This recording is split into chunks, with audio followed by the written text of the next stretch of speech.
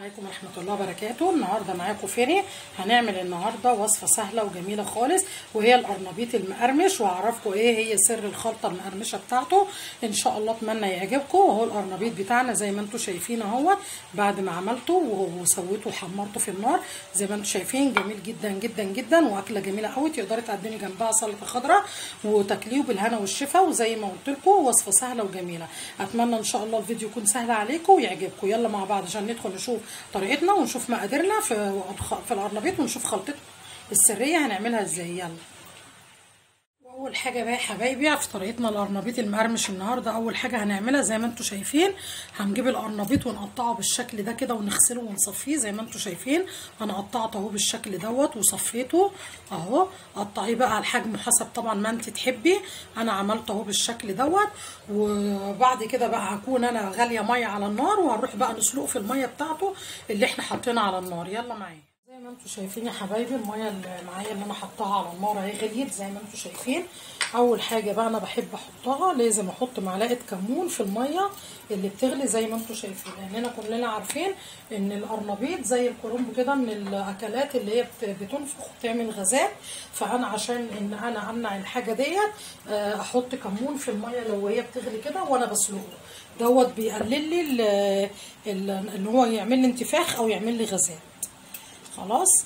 ونبتدي بقى نسقط القرنبيط بتاعنا كده زي ما انتم شايفين بالشكل ده، عشان خاطر نسلقه في الميه. ويا ريت لما تيجوا تسلقوه يا بنات ما تخلوش السلق لما يتهري، لا تطلعوه كده ايه ماسك نفسه شويه، عشان لما تيجي تقليه بعد كده ما يبقاش مهري معاكي. يعني تطلعيه كده ناقص سوا تكه بس صغيره، يعني مش ان انت تطلعيه ني، لا. اهو انا مش هكتر عن كده عشان خاطر على قد الحله ويستوي معايا. وهنسيبه بقى بالشكل دوت كده، هنخليه لحد ما احسه كده يعني كده. طبعا كلنا عارفين سلق القرنبيط بتحسيه كده تلاقيه خلاص طري معاكي واستوى، تبتدي تطلعيه وتصفيه برده في مصفى. وبعد كده هنشوف هنعمل ايه. وهي يا حبايبي القرنبيط زي ما انتم شايفين اهو استوى. ابتدي بقى اطلعه في مصفى اهو زي ما انتم شايفين. بصوا شكله باين ازاي اهو. بصوا تعملوا كده اهو بتلاقوه طري، وكمان هو شكله بصوا بيبان عليه. خلاص هنبتدي بقى ننشله، نحطه بقى كده في مصفى زي ما انا حاطه كده اهي. اهي المصفى بتاعتي اهي بطلع فيها، ويكون تحتها طبق طبعا اهي. واطلع بقى القرنبيط بتاعي فيها عشان ايه احط الباقي الكميه اللي انا هسلقها.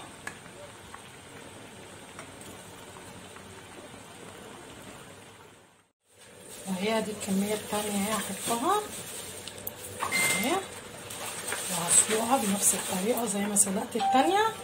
وبعد كده بقى هنبتدي بقى نحمر ونعمل الخلطه بتاعتنا السريه اللي هتخليه مقرمش. وهنعرف دلوقتي هي ايه. هنسيبه بقى كده يتسلق زي التاني، وبعد ما يتسلق هنشوف بقى هنعمل ايه مع بعض. ادي يا حبايبي الكميه التانيه زي ما انتم شايفين اهي اتسلقت بقت كويسه اهي. هبتدي بقى اطفي عليها النار وانشلها. ويلا بقى ننشلها الاول ونعمل مع بعض الخلطه بتاعتنا. هنجهز الخلطه بتاعتنا السريه بتاعت القرنبيط زي ما انتم شايفين. انا معايا بيضتين اهوت كسرتهم في البوله. بعد كده هجيب بقى ايه، بعد البيضتين زي ما انتم شايفين معايا كوبايه لبن اهي مليانه اهي، انزل بيها على الخليط بتاعي زي ما انتم شايفين. بعد كده هيكون معايا معلقه بيكنج باودر تكون مليانه اهي زي ما انتم شايفين. كمان هيبقى معايا معلقه نشا كبيره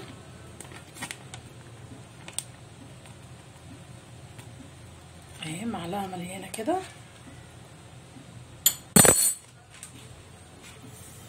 كمان هيكون معايا الخضره بتاعتي اهي، انزل بيها.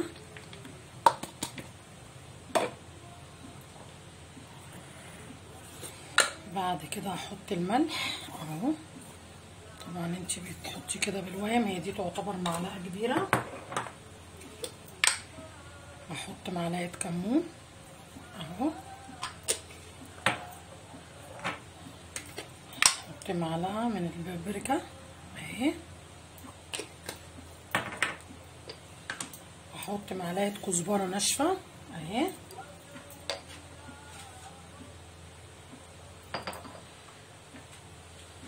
وكمان معايا معلقه فلفل اسمر اهو، ومعايا ذره كركم صغيره اهي. بصوا شايفين اهي ذره صغيره خالص. وكمان هيبقى معايا زي ما انتوا شايفين معلقتين كبار من الدقيق اهو زي ما انتوا شايفين. كل بقى المقادير دي بتاعتي دي كده هجيب بقى المضرب بتاعي واضربها كويس او افضل اضرب فيها لحد ما تبقى ايه قوامها كده كويس وكله يتجانس مع بعض. افضل اضرب فيها كده لحد ما كل المكونات دي تتجانس مع بعض. اهو بقى يا حبايبي بعد ما الزيت سخن زي ما انتوا شايفين بقى كده اهو، هبتدي بقى بصوا اجيب الخلطه بتاعتي واحط فيها القرنبيط بصوا وانزل بيه في الزيت كاس. بصوا زي ما انتوا شايفين كده اهو بقلبها بصوا فيه كده. وفي بقى طريقه تانية ان انت ممكن تعملي الخلطه ديت اللي هي تعمليها البيض مع اللبن وتحطي لهم البهارات زي ما شفتوه وتقلبوها، وبعد كده تحطوا الدقيق مع النشا مع البيكنج باودر وعليهم ذره ملح في طبق، وبعد ما تحطوا في الخلطه دي تطلعوا القرنبيط وتحطوه في الدقيق والبيكنج باودر والنشا دول بعد ما تقلبوهم على بعض اكنك زي ما بتعملي البانيه، وبعد كده تحطي في الزيت. بس انا بحب الطريقه دي طبعا اسهل واسرع وبتديكي نفس النتيجه على فكره هي بدل ما لسه هقعد اعمل هنا واعمل هنا.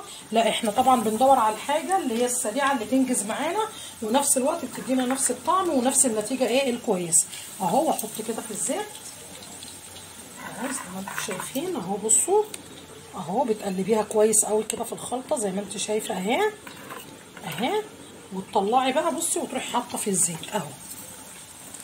سهل جدا جدا الطريقه دي ما بتاخدش وقت. عايزه اقول لكم جميله وبتديكي نفس النتيجه اللي هتديها الطريقه اللي انت لو عملتيها في الدقيق.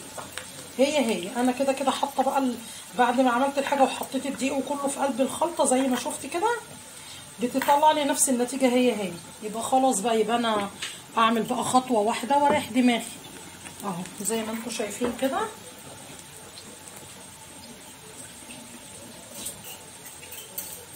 اهو. هبتدي بس اجيب بقى الشوكه بتاعتي كده ابص على دي شويه كده بس اهي، واسيبه بقى زي ما انتم شايفين كده لحد ما ابتدي بقى يتحمر معاه، ونبتدي بقى ايه نقلبه لحد ما نسويه. هنشوفه بقى معانا دلوقتي زي ما انتم شايفين بقى القرنبيط اهو. بصوا اهو ده لون جميل. انا بحب يبقى احمر كده وجميل، ما بحبش انا اخليه يبقى لونه فاتح. لو انت طبعا عايزه تخليه افتح من كده طبعا براحتك. عايزه اقول لكم بقى ان هو كده بيبقى احمر ومستوي ومدي قرمشه لونها جميل جدا. بصوا عامل زي البانيه بيبقى حلو قوي اهو زي ما انتم شايفين. بقلبه بقى كده بالشكل ده كده اهو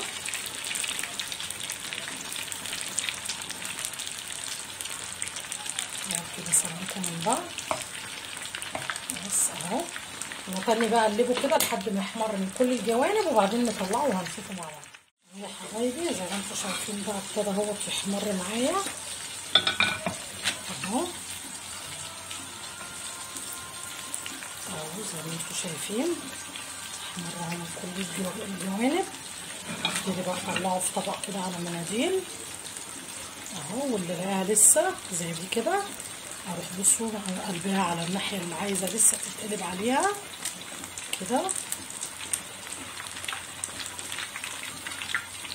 مثلا دي اهي دي استوت بصوا اهي من كل الجوانب اهي اطلعها اشوف دي برضو دي نفس النظام اهي استوت بصوا اهي من كل الجوانب اهي احمرت كده اطلعها.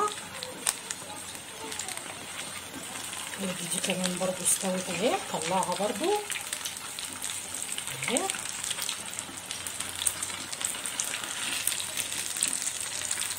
وابتدي اطلع دي كمان اهي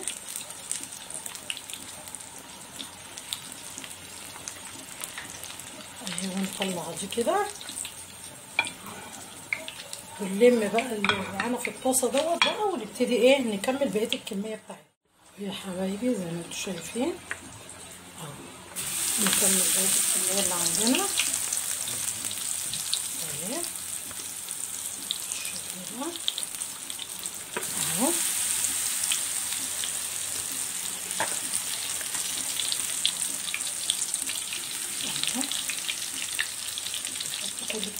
اللي عندنا كده نخلصها.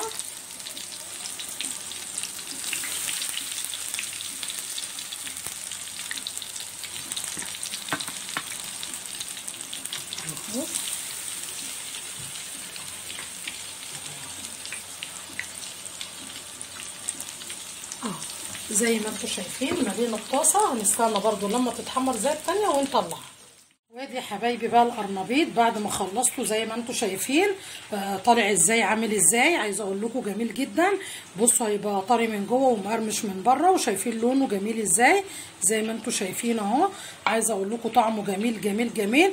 جربوه بالطريقه ديت. زي ما قلت لكم في كمان الطريقه الثانيه اللي هي بتعملي السوائل، بس زي ما قلتها لكم البيض على اللبن على شويه الخضره والبهارات وتقلبيهم كويس، وبعد كده تجيبي دقيق مع بيكنج باودر ونشا وتقلبيهم مع ذره ملح صغيره وتقلبيهم، وبعدين تحطي في الخلطه، وبعدين تطلعي وتحطي تبدريه في قلب الدقيق، وبعدين تقليه زي ما بتعملي البانيه.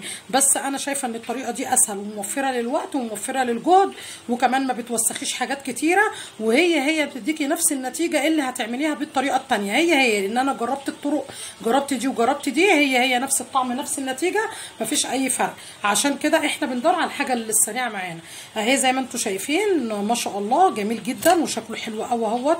اتمنى بقى ان شاء الله تكون الوصفه عجبتكم، واتمنى ان شاء الله اللي انتم تعملوها بالطريقه الجميله ديت.